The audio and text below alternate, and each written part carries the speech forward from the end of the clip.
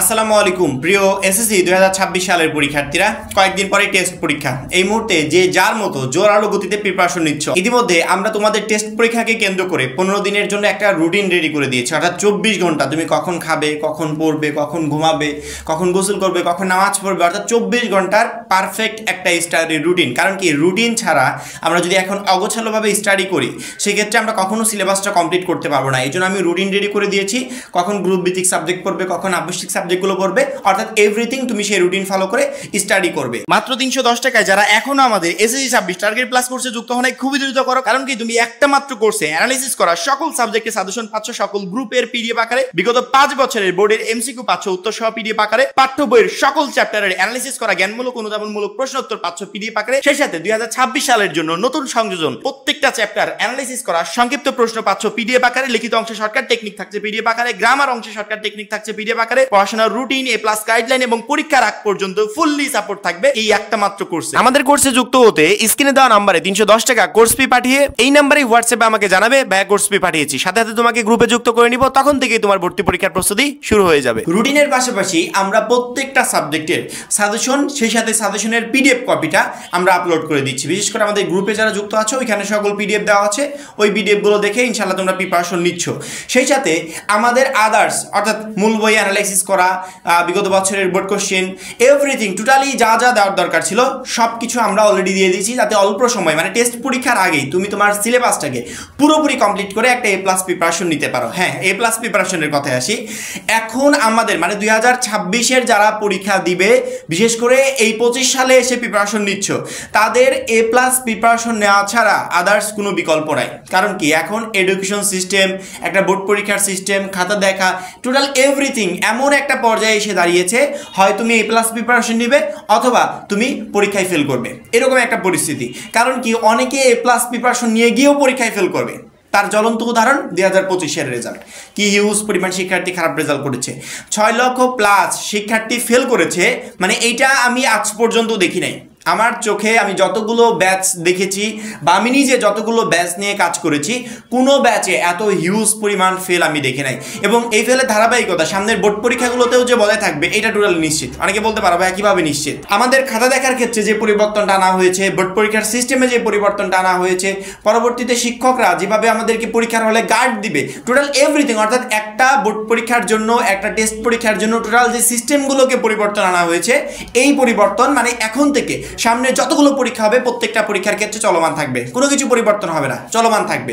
মানে 25 সাল থেকে যেটা শুরু হয়েছে, এটা সামনে ততদিন চলমান থাকবে যতদিন না এডুকেশন সিস্টেমে একটা আমূল পরিবর্তন আসে। হঠাৎ করে পরিবর্তনের কারণে 6 লক্ষ প্লাস ফেল। 25 সালে যে পরিমাণ শিক্ষার্থী রেজাল্ট খারাপ হয়েছে, এই রেজাল্ট খারাপের কিছুটা প্রভাব তোমাদের ব্যাচের উপর পড়বে, পুরোপুরি পড়বে না, কিছুটা প্রভাব তোমাদের ব্যাচের উপর পড়বে।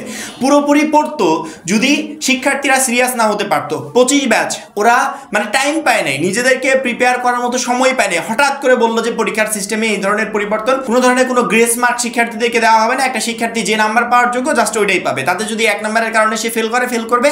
1 নম্বরের কারণে যদি এ প্লাস মিস যায়, মিস যাবে। এই হঠাৎ করে পরিবর্তন আনার কারণে 6 লক্ষ প্লাস শিক্ষার্থী ফেল। তবে আমরা এসএসসি 26 ব্যাচ কিছুটা সময় পেয়েছি, শর্ট সিলেবাস, টাইম পেয়েছি, আগে থেকে জেনেছি যে পরীক্ষার সিস্টেমটা কেমন হবে।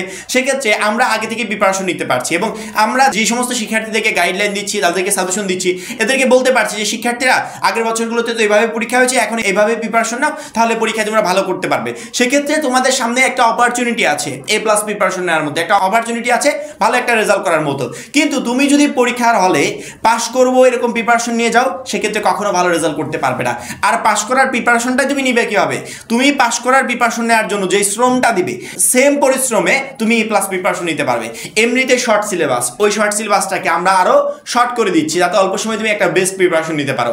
এখন তোমার ভিতর সেই ইচ্ছা শক্তিটা থাকতে হবে যে এসএসসি 26 পরীক্ষায় আমি পাস নয় এ প্লাস পেতে চাই, এবং এ প্লাস পাওয়ার জন্য যা যা করণীয় তার এভরিথিং আমি করতে রাজি আছি। সেক্ষেত্রে মাস্ট বি তুমি এ প্লাস প্রিপারেশন নিয়ে পরীক্ষার হলে যেতে পারবে। তোমার নিজের উপর যদি সেই আত্মবিশ্বাস না থাকে, সেই কনফিডেন্স লেভেল যদি হাই না হয়, তাহলে কখনো তুমি বেস্ট একটা প্রিপারেশন নিয়ে পরীক্ষার হলে যেতে পারবে না।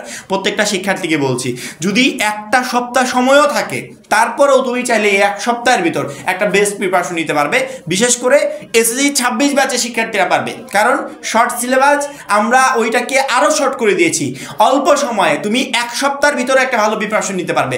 এক একটা সাবজেক্টের আগে যদি 3 দিন করে টাইমও পাও, যে আমি স্টাডি করার জন্য 3 দিন সময় পাচ্ছি, এখন থেকে 1 দিন করে সময় বাড়িয়ে নাও।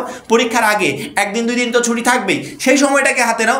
3 দিন সময়ও তুমি আমাদের সাজেশনগুলো, আমাদের গাইডলাইনগুলো ফলো করে পরীক্ষায় একটা বেস্ট প্রিপারেশন নিতে পারবে, A+ প্রিপারেশন নিতে পারবে। আমার মনে হয় প্রত্যেকটা শিক্ষার্থীরই এই চিন্তাটা মাথায় রাখা উচিত, যে বিশেষ করে আমাদের সামনে যে পরীক্ষা, সেটা টেস্ট পরীক্ষা, সেটা ফাইনাল পরীক্ষা। যেহেতু সামনে টেস্ট পরীক্ষাটা দরজায় করানো আছে, এই জন্য টেস্ট পরীক্ষার জন্যই বেস্ট একটা প্রিপারেশন নেওয়ার চেষ্টা করবো। পরবর্তীতে সেই প্রিপারেশনের ধারাবাহিকতা বজায় রেখে আমি ফাইনাল পরীক্ষাতেও ইনশাল্লাহ একটা ভালো রেজাল্ট করতে পারবো।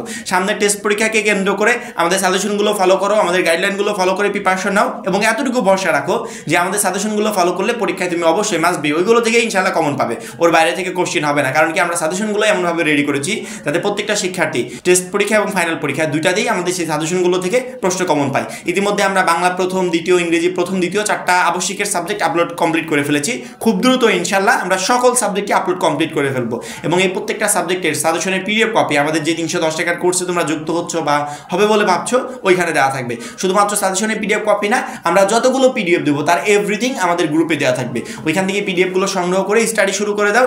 আর এতটুকু আত্মবিশ্বাস রাখো যে আমাদের সাজেশনগুলো ফলো করে গেলে অবশ্যই তুমি একটা বেস্ট রেজাল্ট করতে পারবে, এবং তোমার নিজের উপর আত্মবিশ্বাস থাকতে হবে যে মাস্ট বি এসএসসি 26 পরীক্ষা বা এসএসসি 26 টেস্ট পরীক্ষা আমি A+ কনফার্ম করতে চাই। সেক্ষেত্রে অবশ্যই তুমি মাস্ট বি ভালো একটা রেজাল্ট করতে পারবে। শেষ মুহূর্তে অগোছালোভাবে পড়ে সময় নষ্ট না করে একটা রুটিনের ভিতর দিয়ে যাও। আমরা যে রুটিনটা তোমাদেরকে দিয়েছি সেই রুটিনটা ফলো করো, তাহলে দেখবে অল্প সময় তুমি তোমার সিলেবাসটাও কমপ্লিট করতে পারবে, পরীক্ষায় একটা ভালো রেজাল্টও করতে পারবে। আশা করি প্রত্যেকটা শিক্ষার্থী বুঝতে পেরেছো। এখন এই পর্যন্তই। পরবর্তী ভিডিওর জন্য অবশ্যই চ্যানেলটাকে সাবস্ক্রাইব করে রাখবে। যারা এখনো আমাদের এসএসসি 26 টার্গেট A+ কোর্সে যুক্ত হয়নি, খুবই দ্রুত যুক্ত হয়ে যাবে। সবাই ভালো থাকবে, সুস্থ থাকবে। আল্লাহ হাফেজ।